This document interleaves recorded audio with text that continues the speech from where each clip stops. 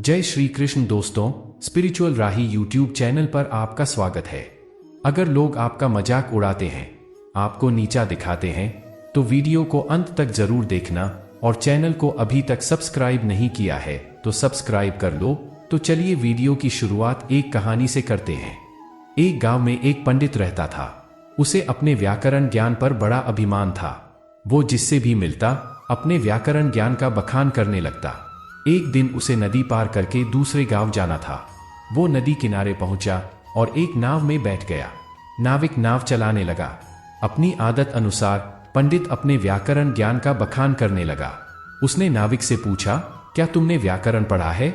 नाविक अनपढ़ था। वो बोला, नहीं पंडित जी, मैं तो पढ़ा लिखा ही नहीं हूं। मेरा परिवार तो पीढ़ियों से नाव चला रहा है। पंडित ने उसे नीचा दिखाने के लिए कहा, ओह, बड़े दुख की बात है। तुमने अपना पूरा जीवन व्यर्थ कर दिया। नाविक को बहुत बुरा लगा, किंतु वो पंडित को कुछ उत्तर नहीं दे पाया। वो बस चुपचाप नाव चलाता रहा। नाव मझधार में पहुंच गई। तभी अचानक तेज तूफान आया और नाव डगमगाने लगी। पंडित डर गया। तब नाविक ने उससे पूछा, पंडित जी, क्या आपको तैरना आता है? घबराए पंडित ने उत्तर दिया, नहीं। नाविक ने कहा, तब तो पंडित जी आपका जीवन व्यर्थ जाने वाला है, क्योंकि नाव अब तूफान में फंस गई है और बस डूबने ही वाली है। ये कहकर नाविक नाव से कूद गया और पंडित नाव में बैठा रह गया। कुछ ही देर में नाव पलट गई और पंडित पानी में डूबने लगा। उसका सारा व्याकरण का ज्ञान धरा का धरा रह गया। जान बचाने के लिए वो मदद के लिए पुकारने लगा। तब नाविक ने उसे बचाया और किनारे पर पहुंचाया। पंडित का अभिमान चूर चूर हो चुका था। वो समझ चुका था कि अपने ज्ञान पर अभिमान नहीं करना चाहिए। इस कहानी से हमें ये सीख मिलती है कि हर व्यक्ति के विभिन्न गुण होते हैं जो उनके व्यक्तित्व को आकार देते हैं। ये गुण संयमित, दयालुता, संवेदनशीलता, उद्यमिता, आत्मनियंत्रण आदि होते हैं। हर परिस्थिति में व्यक्ति को अपने गुणों का सही उपयोग करना चाहिए। यदि व्यक्ति अपने गुणों का सही उपयोग करता है तो उसे आत्मसंतुलन, सम्मान और सफलता मिलती है। हालांकि यदि व्यक्ति अपने गुणों पर अधिक अभिमान करता है और उन्हें उच्चता के रूप में देखता है तो ये सब उसके लिए हानिकारक होता है। अधिक अभिमान उसके विचारों और व्यवहार में अभिमान पैदा करता है, जो समाज में सामाजिक संबंधों को आसक्त बनाता है। हर व्यक्ति में कोई ना कोई गुण अवश्य होता है। परिस्थिति के अनुसार वो गुण काम आता है, इसलिए अपने गुण का अभिमान नहीं करना चाहिए। अर्जुन ने भगवान श्री कृष्ण से कहा, मुझे ये जानना है कि अच्छे लोगों के साथ हमेशा बुरा ही क्यों होता है, वहीं बुरे लोग खुशहाल दिखते हैं। अर्जुन के मुंह से ऐसी बातें सुनकर श्री कृष्ण मुस्कुराए और कहा, मनुष्य जैसा सोचता है और महसूस करता है वैसा कुछ नहीं होता है, बल्कि अज्ञानता की वजह से वो सच्चाई नहीं समझ पाता है। भगवान तुम्हारे कर्मों को नजरअंदाज कर रहे हैं, ये बिल्कुल भी सत्य नहीं है। भगवान हमें कब, क्या, किस रूप में दे रहा है, मनुष्य को समझ में नहीं आता। मगर आप अच्छे कर्म करते रहो तो भगवान की कृपा हमेशा बनी रहती है।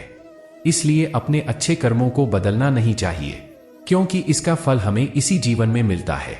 इसलिए मनुष्य का फर्ज है कि वो हमेशा अच्छे कर्म करते रहे, क्योंकि श्री कृष्ण ने गीता में भी बताया है कि किसी के द्वारा किया गया कर्म बेकार नहीं जाता, चाहे वो अच्छा हो या बुरा।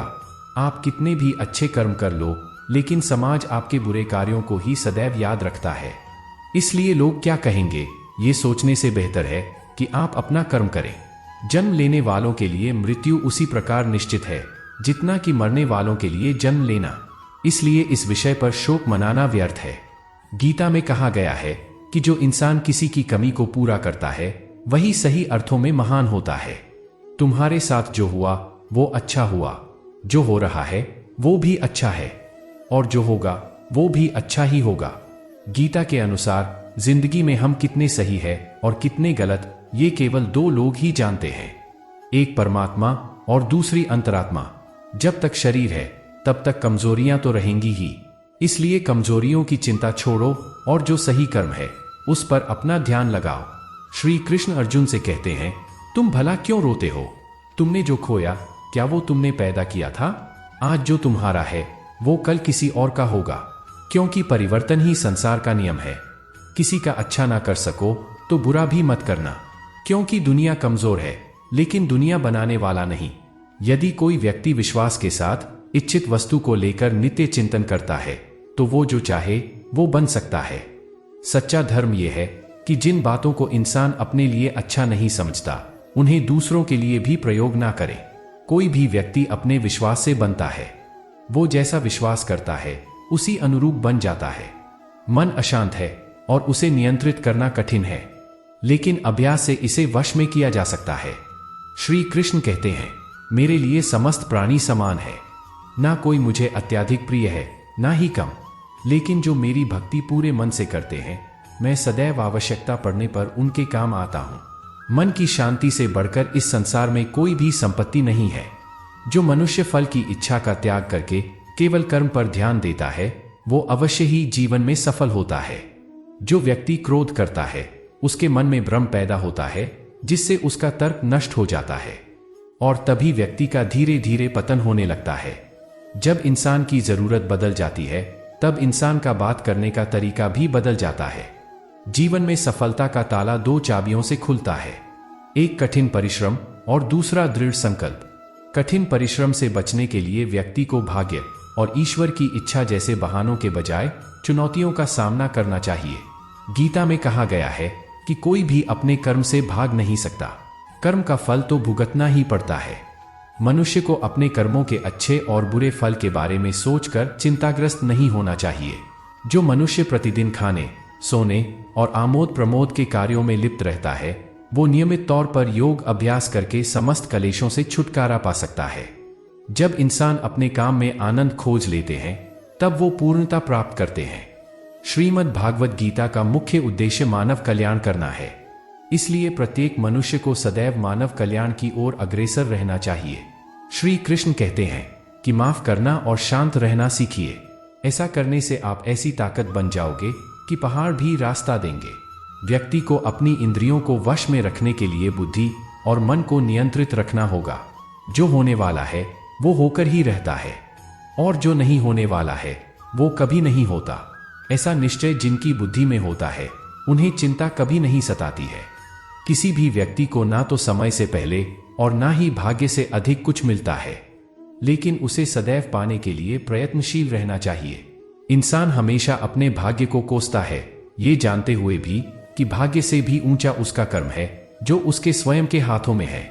व्यक्ति को आत्मज्ञान के माध्यम से संदेह रूपी अज्ञानता को समाप्त करना चाहिए। दोस्तों, हम आशा करते हैं कि इस वीडियो से आपने कुछ सीखा होगा। अगर आपको वीडियो पसंद आई हो तो वीडियो को लाइक करें, चैनल पर नए हो तो चैनल को सब्सक्राइब करें और बेल आइकन को प्रेस करना ना भूलें। तो मिलते हैं एक ऐसी नई वीडियो के साथ, तब तक अपना ख्याल रखें। जय श्री कृष्ण।